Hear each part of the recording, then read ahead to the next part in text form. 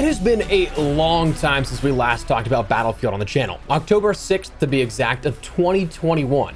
That's the last time we talked about it, and that was right after an early access session I had with Battlefield 2042 before it went into beta. And then we gave some hands-on impression and info for the beta of the game. So a year and a half ago, a long time since then. Now, in that time, the game went through a... how can we put this delicately? A kind of rough launch, but in the past few months, it made strides to become a little bit better, a more authentic Battlefield experience. Rightfully so, there were a lot of people that gave up on the title, but for those that stuck around, there's still support happening today. And as of today, we ended up getting their newest game update, the 4.2 update. And in this video, we're running down those changes as well as some overall impressions of the game the last few months. So as we go along, drop your thoughts down below. Are you liking Battlefield 2042? Have you played it recently? Are you liking the multi-game focus here as of late on the channel with the content? Hopefully you guys are enjoying it, because I'll be honest, it is such a weight off my shoulders to not have to think about Call of Duty every single day and stress over what to make a video on. But anyways, if you enjoyed the video, you found it at all insightful, do me a favor and drop a like on it. And if you're new to the channel, consider subscribing for more FPS content. I'd love to have you in the community. But for now, let's jump into it. So the main focal point of this update, or rather majority of the focus in terms of key items as far as those go, was the map of Discarded. This update brought along with it a rework that changed areas of the map from the top down, and I mean that quite literally, from the very first view you get in the map layout and choosing your deployment, all the way down to points of interest and locations around the map. Previously, Discarded had a sort of oblong oval shape, but now it's more linear, a pill shape and sector and flag distribution. DICE focused specifically on areas of salvage yards, antenna, and dismantled hull as the large adjustments to the map. Salvage yards saw after the update that had added cover in the way of wrecked or scrapped vehicles, as DICE stated, to fit the theme of Discarded, but also to add multiple cover opportunities to outsmart the heavy vehicles roaming the area. Adding, there are also several destructible houses on the outskirts of the flag that can serve as a vantage point, but you gotta risk being buried in the rubble if anything goes down. Antenna, before the update, there was already a flag point there at the antenna, but they moved that flag point closer to the flooded village based on the region of the map after the update. This, as they state, provides an improved link between the northern area of the map and the southern portion, reinforcing the occupation design with various military assets to improve the layout and combat space. With the new location, you can now also get to the Colossus or village by parachuting or wingsuiting with relative ease. So that was something that was changed with this map as well. And the dismantled hull, this update added a destroyed convoy and rows of military cover to, quote, strengthen the front lines of this flag. The smoke from the cover conceals approaching players from sniper fire, and they also changed part of the hull that faces the Colossus to limit the frequent sniping from the deck of the ship into the flag.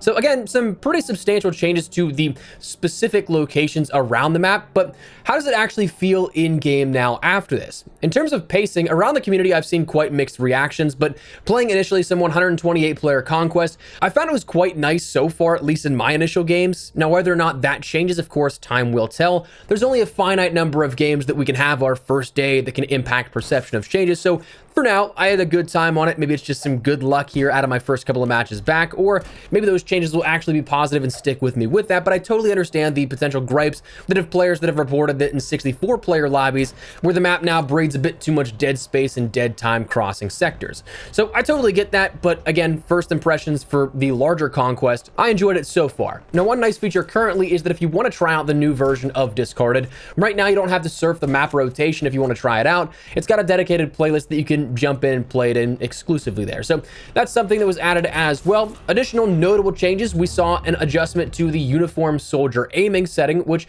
is now switched for controller and mouse and keyboard gameplay to be defaulted as on rather than off. Now, uniform soldier aiming is a feature in game to help produce better muscle memory when aiming, and calculates that input that it takes for your aim to move across the screen regardless of field of view changes, meaning that it will always be the same amount of pixel distance on screen for any given movement, creating a more uniform feeling for the player.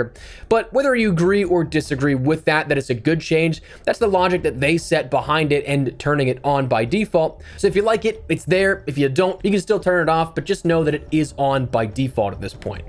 Now, additionally, this update focused on a bit further collection and customization improvements, end of round improvements, including a new squad performance screen called Personal Best, easier navigation of the match to skip all the way to the main menu without leaving automatic matchmaking, among other changes, such as the specialist mastery improvement to list, requiring requiring now 10 kills and assists when destroying vehicles with a G84, as opposed to just 10 kills, making it a bit more accessible. This all happening on top of a host of changes for bug fixes and certain issues that persisted across the general gameplay experience, portal, weaponry and attachment, vehicles, and more. All of which, in the interest of time, you'll be seeing scrolling on screen now for you guys to check out, just to save on the monotony of me reading off every single bullet point. No one really wants to hear me be a robot like that, right? I mean, I feel like that'd be pretty boring. But anyways, beyond that, so far, there's a few stealth changes found, such as items in the store now have a new notification on them. Consoles can now finally use chat features during the end of round screen and other things like that. But honestly, I think the coolest stealth addition is the inclusion of the player tag Fly High Recon and a player card dedicated to Thick44, a member of Neebs Gaming and longtime community member who passed away in February this year. So a nice touching tribute and gesture for sure. I absolutely love that one. That, if you want to sport it out, is just simply granted to all players. You can go in and check out your customization, and it should be right there for you.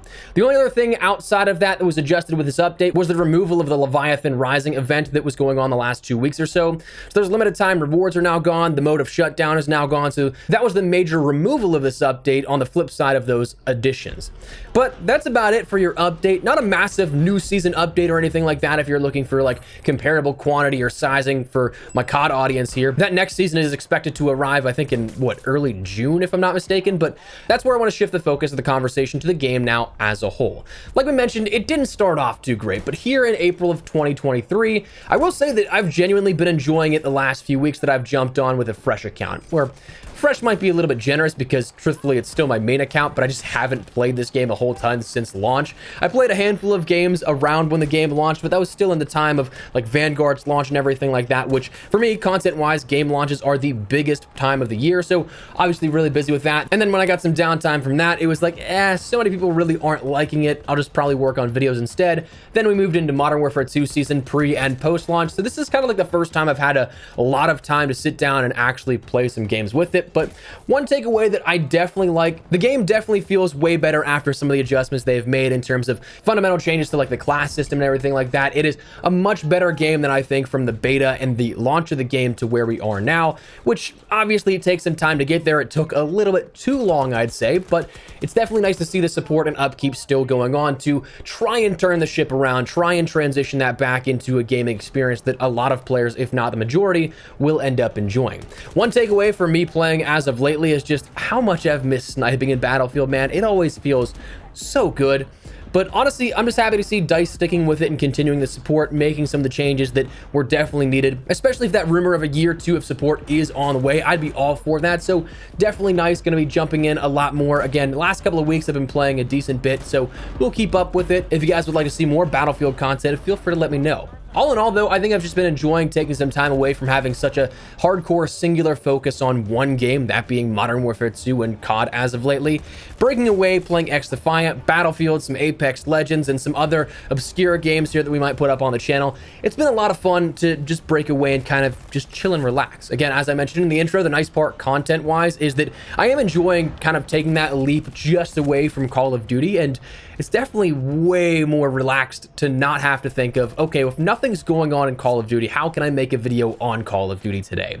So it's definitely nice in that sense. And again, just kind of a more casual experience to just playing games freely again. It's definitely nice in that sense. So enjoying Battlefield 2042, the update right now so far. Have had a good first couple of hours with it, but we'll see where it goes from here. But that said, that is where we're going to wrap it up. Let me know your thoughts down below. Do you guys like Battlefield 2042? Have you tried it lately? Do you like this update? Think it's a win, loss, whatever the case? Feel free to let me know. But if you enjoyed the video, you found it at all insightful, do me a favor and drop a like on it. And if you're new to the channel, consider subscribing to stay up to date with all things FPS content. We got a lot of stuff upcoming I think you guys will enjoy. So if you'd like to join the community, I'd love to have you. But for now, thanks so much for watching. My name is Espresso. I'll see you guys later. Take care and peace.